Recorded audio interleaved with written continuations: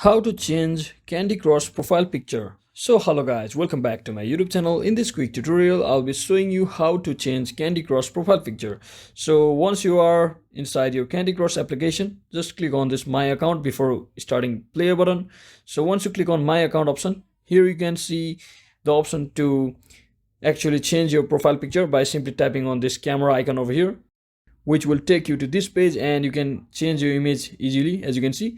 But in case you have logged in with your Facebook account, then you may not be able to get this page to directly change your image. So in that case, you actually have to change your Facebook profile picture to change this profile picture.